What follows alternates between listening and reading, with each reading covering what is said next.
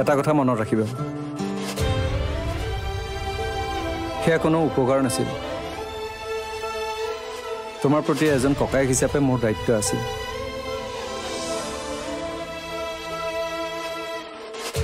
দায়িত্ব পালন কৰি মানুহে ক্ষমা খোজে নেকি?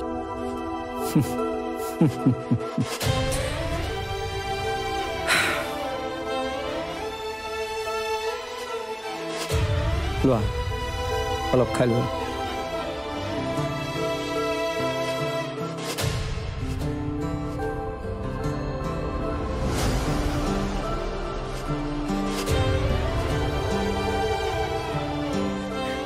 হ'ব বিন্দু।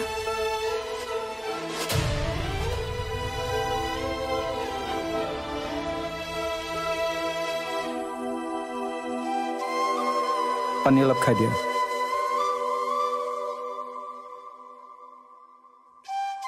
চাইডটো লৰচৰ কৰিব নোৱাৰা হলি ন, সেইকাৰণে ডাঙৰে কিছুমান কথা ক'লে শুনিব লাগে। আজি যদি তই বিয়াখন হৈ গলি হয়, তোৰতো এইটো গতি হ'বলৈ নাপায়। পাইছ এতিয়া মই যাতো কেনে লাগিছে? এতিয়া কষ্ট কাৰ হ'ব? আমিবোৰে কষ্ট কৰিব লাগিব। দিনৰ দিনটো তোৰ লগত ব্যস্ত হৈ থাকিব লাগিব। তইতো একো কাম কৰিব নোৱাৰা হৈ আহিলি। আপুনি মোক এবাৰ সুস্থ হৈ ল'বলৈ দিয়ক, তাৰপিছত আপুনি যি ধৰণে বিচাৰে মই তেনেধৰণে কৰি যাম। পাৰিবি জানো? চেষ্টা কৰিম, কিন্তু হাৰ নামানো। কি হ'ল, ৰৈ গ'ল যে? নাই, একো হোৱা নাই।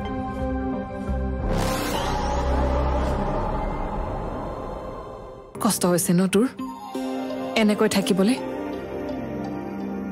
কিহৰনো কষ্ট হ'ব? মোৰ এটা চাইডে কি হৈ আছে একো গমেই পোৱা নাই। ভালেই হৈছে, শুই বহি খাই থাকিব পাৰিছো। আজি মা থকা হ'লে তোৰ এইটো অৱস্থা দেখি তেওঁ আৰু বেছি কষ্ট পালেহেঁতেন। লাগিলে তই যিমান সুখত থকাটো নেদেখাও কিয়। ভালেই হ'ল দে, মা ইমান দিনলৈ নাথাকিলে।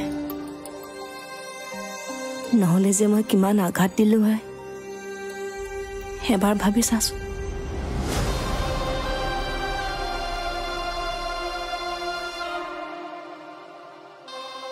বা তোৰো কষ্ট হৈছে ন মোৰ লগত? কষ্ট? কষ্ট কিয় হ'ব?